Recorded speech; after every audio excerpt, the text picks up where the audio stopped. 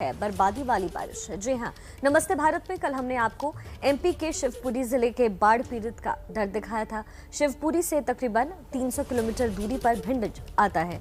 आप ये यहाँ पे देखिए कि कैसे सरकारी दावे जमीन पर उतरने से पहले ही दम तोड़ देते हैं।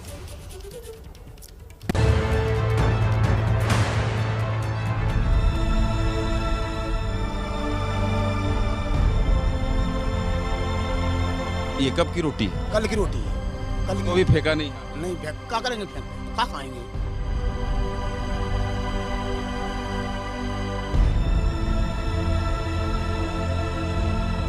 तो क्या खाएं? अभी कुछ नहीं खाए, भूखे पड़ गए। कहीं जाएंगे नहीं, ना मरेंगे यहीं जिएंगे। जिनकी जान पहचान है उनके यहाँ तक आते हैं डॉक्टर, न मंत्री, जो कुछ है।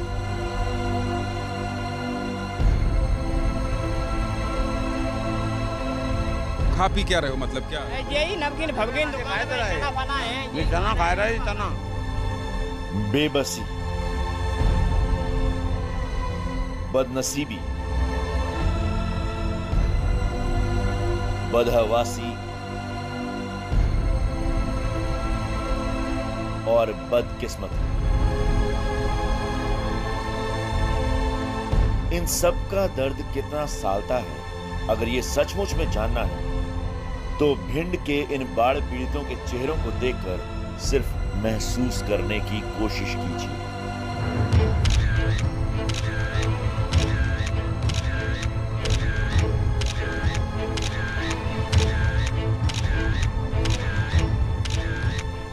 सिंध नदी के सैलाब ने इनके जीवन में ऐसी उथल पुथल मचाई है कि पूंजी तो गई ही गई, प्राण भी दान में मिली रोटियों के भरोसे बचे हैं।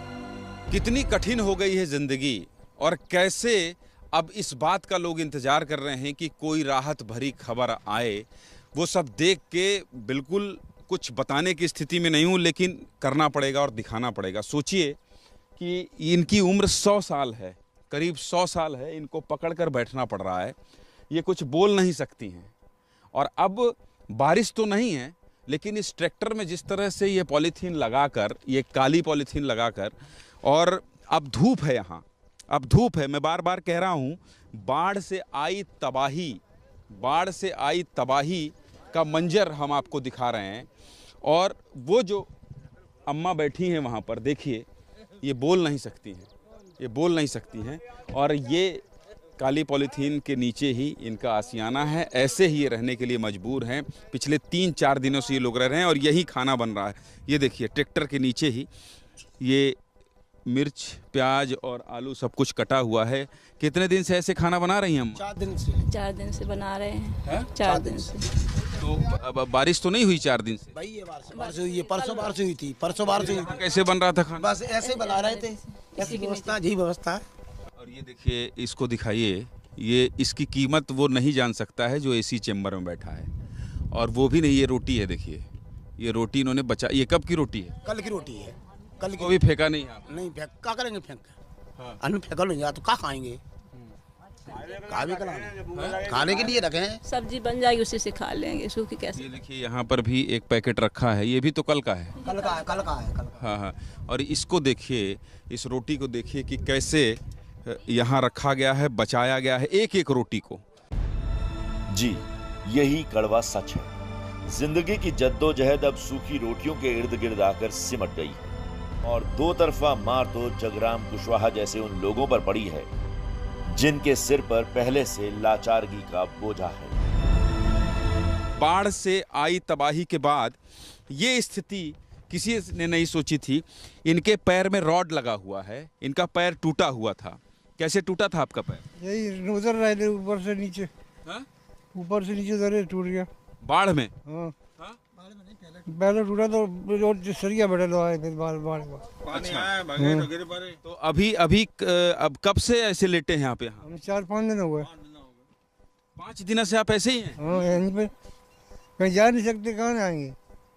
और डॉक्टर वॉक्टर कोई ये पक तो मतलब ठीक है, सूख रहा है? आए यहाँ तक नहीं आए, उधर ही चले गए। वहाँ से हम बुलवाए तो आए नहीं मेरे पास। जो बड़े आदमी हैं, जो लोग बड़े आदमी हैं जिनके जान पहचान है, उनके यहाँ तक आते हैं डॉक्टर, न मंत्री जो कुछ हैं, सभी मंत्री के वे भतीजे सभी लोग जहाँ जिसकी पहुँच है ऊंची उसके पास जाते हैं। भिंड की सड़क पर गुजारा कर रहे बाढ़ पीड़ितों की कतार 10 किलोमीटर से भी ज्यादा है और इसमें कई जगराम कुशवाहा है। फर्क बस इतना है कि सबकी अपनी अपनी अलग अलग लाचारगी है। खाना कोई लेके आया? प्रशासन के लोग आए? नहीं आए? नहीं आए कोई, मैं खुद ही बना रहा हूँ ऐसे ही। यहाँ पे जो हो रहा है मेरे से खाना खा रहे हैं। यहाँ पे छोटे बच्चे भी, ये देखिए, ये रोटी बन गई है इसलिए बच्चे के हाथ में है और बच्चा खा रहा है।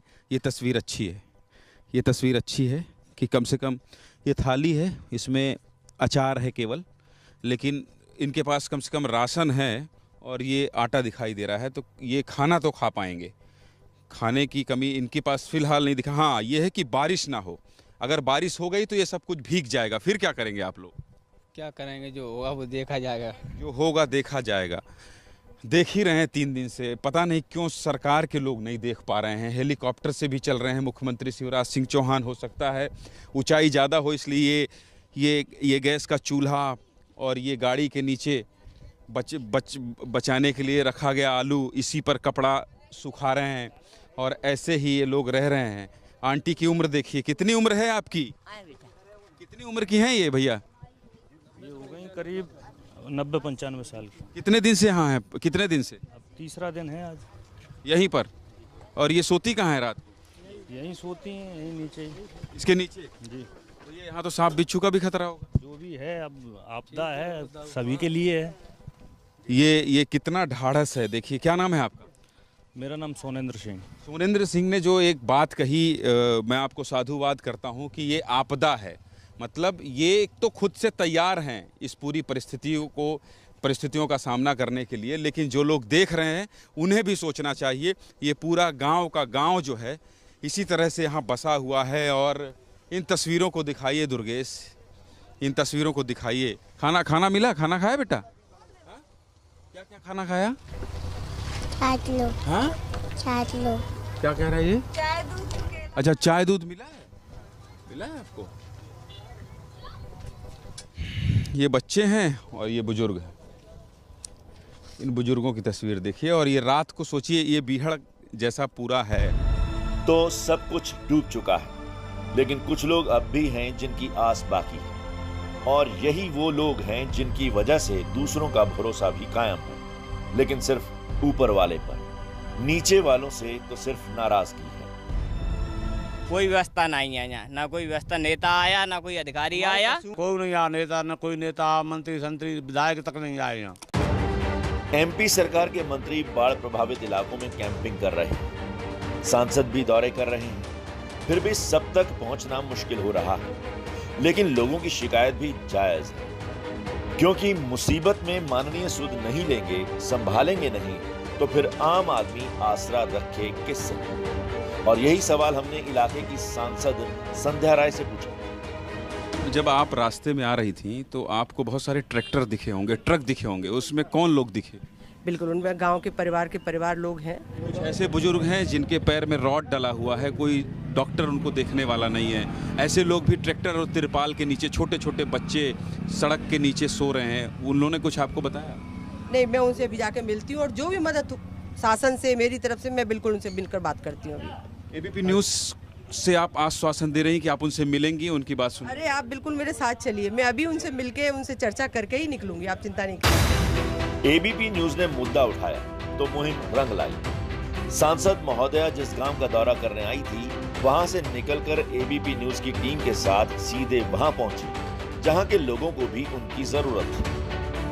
भिंड की सांसद ने एबीपी न्यूज़ से ये वादा किया था कि वो जब गांव से लौटेंगी तो वो सड़क पर बैठे उन लोगों से भी मिलने जाएंगी जो लोग यहाँ पर रह रहे हैं।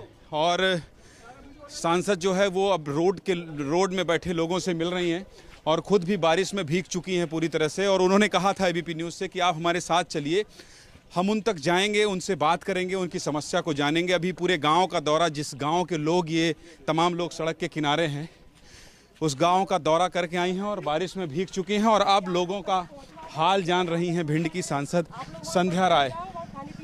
और क्योंकि यहाँ दिक्कत आएगी, आप रोड पे बैठी हैं किसी कॉलेज में, किसी शासकीय भवन में, नहीं आप बता देंगे 3, 4, 5 जगह चिन्हित की है प्रशासन ने, आप सब वहाँ पहुँच जाइए और वहाँ सारी व्यवस्था अरेंज करा देंगे जब तक ये सारी चीजें ठीक नहीं हो जाती।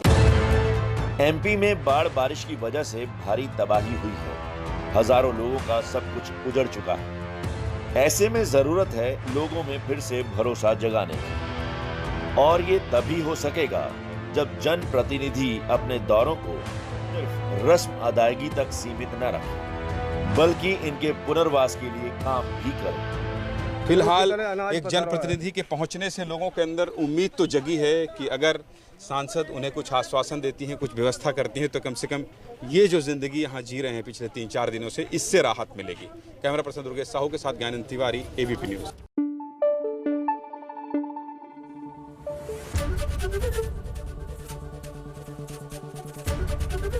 एबीपी न्यूज आपको रखे आगे।